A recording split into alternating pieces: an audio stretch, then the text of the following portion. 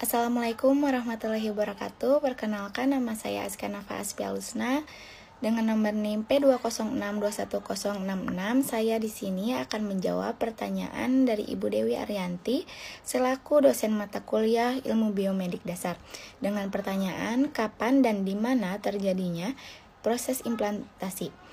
Implantasi didefinisikan sebagai proses melekatnya embrio pada dinding uterus dan menembus epitel serta sistem sirkulasi ibu untuk membentuk plasenta. Implantasi terjadi 5-7 hari sesudah fertilisasi. Nah, tempat terjadinya implantasi biasanya di fundus uteri bagian posterior. Nah, fundus uteri itu di bagian sini. Terima kasih, sekian dari saya. Wassalamualaikum warahmatullahi wabarakatuh. Assalamualaikum warahmatullahi wabarakatuh.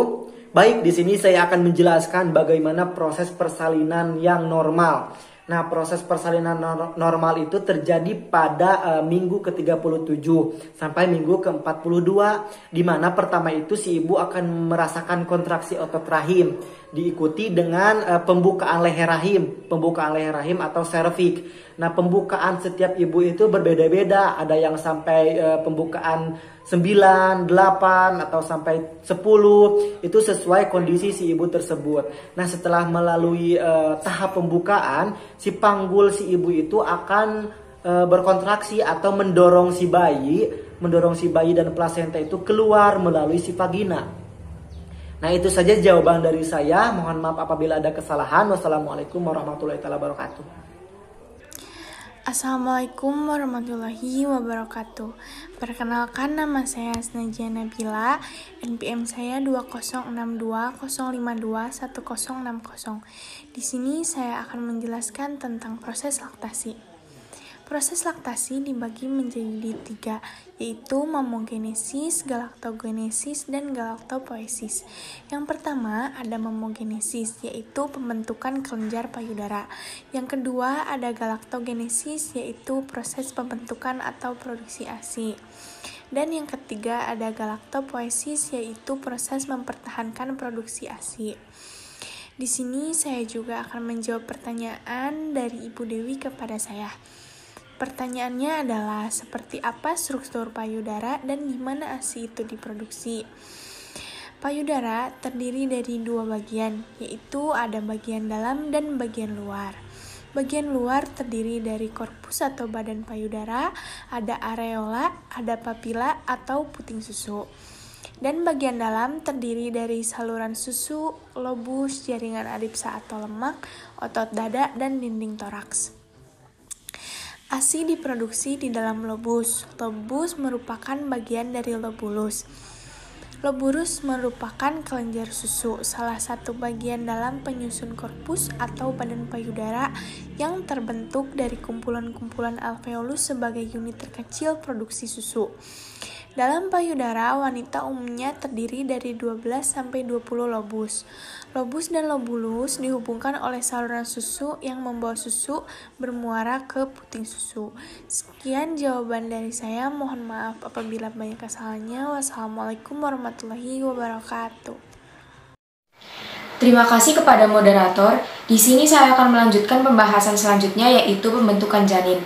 Di sini, tahap pertama, ovulasi melepaskan oosit sekunder.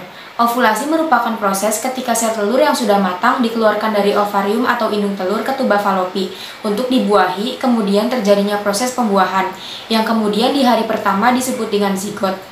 Proses ini terjadi pada tuba falopi hingga hari keempat, yang mana pada hari itu terjadi pembelahan sel. Di hari kedua akan menjadi 2 sel, hari ketiga 4 sel, dan hari keempat 16 sel. Kemudian, sel-sel baru dengan jumlah banyak, sel akan membentuk bundelan yang disebut dengan blastokista. Blastokista ini kemudian akan berjalan menuju rahim, dapat memakan waktu sampai 3 hari atau lebih. Di rahim, kemudian blastokista akan menempel pada dinding rahim, yang kemudian akan berkembang menjadi embrio dan plasenta. Perlu diketahui bahwa embrio adalah bakal janin yang ada di dalam rahim. Ini membutuhkan waktu sampai beberapa minggu sampai proses kehamilan berhasil. Berikut ini beberapa faktor yang menghambat pembentukan janin.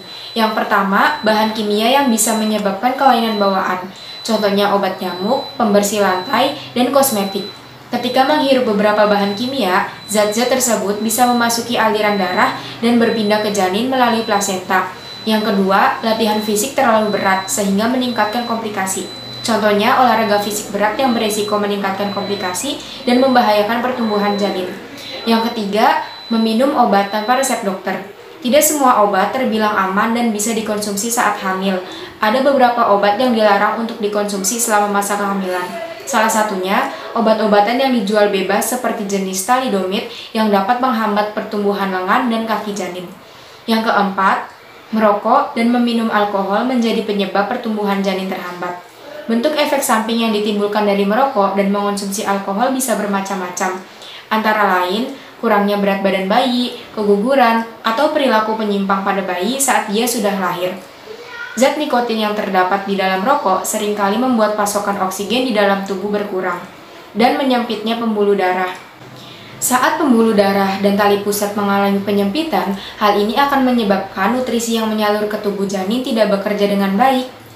Demikian penjelasan dari saya mengenai pembentukan janin dan faktor yang menghambat pembentukan janin. Saya kembalikan lagi kepada moderator. Terima kasih.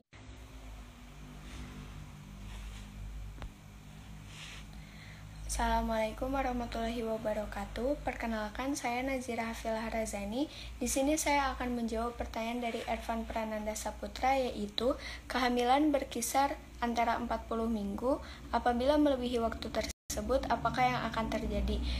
Di sini saya akan menjawab, kehamilan lebih dari 40 minggu itu biasa disebut dengan prolonged pregnancy. Biasanya dikaitkan dengan berbagai komplikasi yang berbahaya, juga membahayakan bagi nyawa ibu dan janin. Penyebabnya bisa dari obesitas, umur ibu yang sudah tua, maupun riwayat kehamilan sebelumnya yang mencapai 40 minggu atau lebih.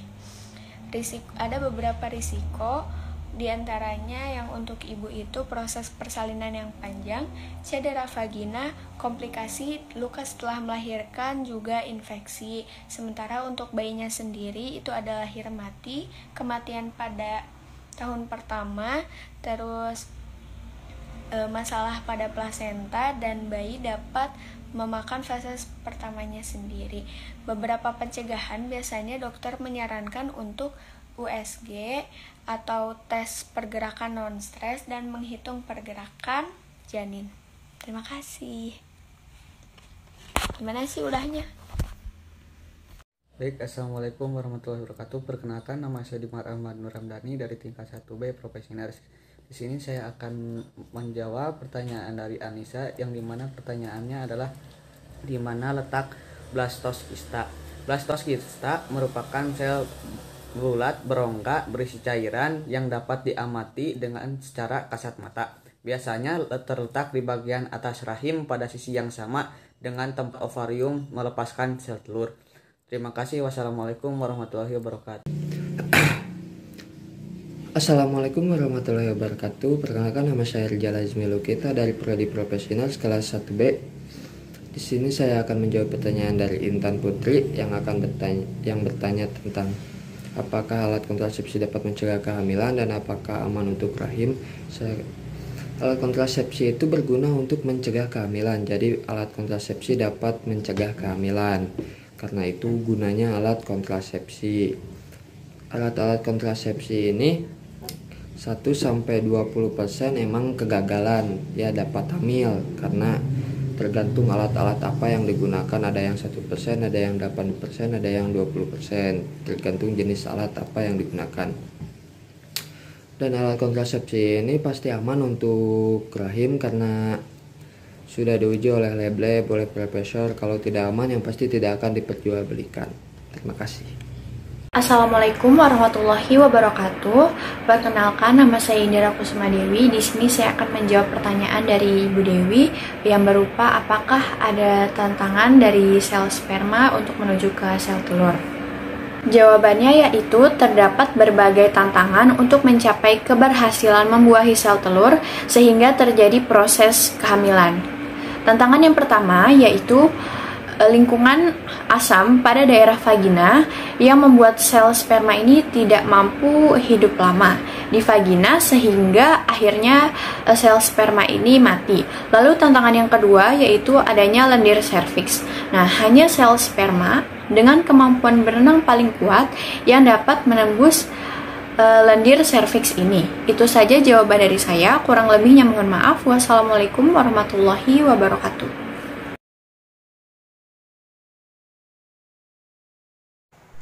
Assalamualaikum warahmatullahi wabarakatuh. Perkenalkan, nama saya Edria Nurul Fadilah dari tingkat 1B Professionals dengan nomor induk mahasiswa P20620121061. Baik, di sini saya akan menjawab pertanyaan dari Ibu Dewi Arianti selaku dosen dari mata kuliah Ilmu Biomedik Dasar. Dan pertanyaan, mengapa laktasi dapat mencegah infeksi pada bayi? Nah, hal tersebut dikarenakan ASI mengandung berbagai zat yang dapat mencegah terjadinya infeksi seperti laktoferin, lisozim, sekretori imunoglobin A, sel darah putih, dan lain-lain. Laktoferin dan lisozim ini merupakan protein-protein di dalam ASI yang berperan penting dalam mencegah perkembangbiakan bakteri. Karena itulah, ASI dapat dikatakan mampu mencegah terjadinya infeksi pada bayi serta dapat menghambat beberapa bakteri dan patogen lainnya pada saluran cerna. Sekian, wassalamualaikum warahmatullahi wabarakatuh. Assalamualaikum warahmatullahi wabarakatuh. Perkenalkan, nama saya Rema Amelia Rahayu dari tingkat 1B Professionals.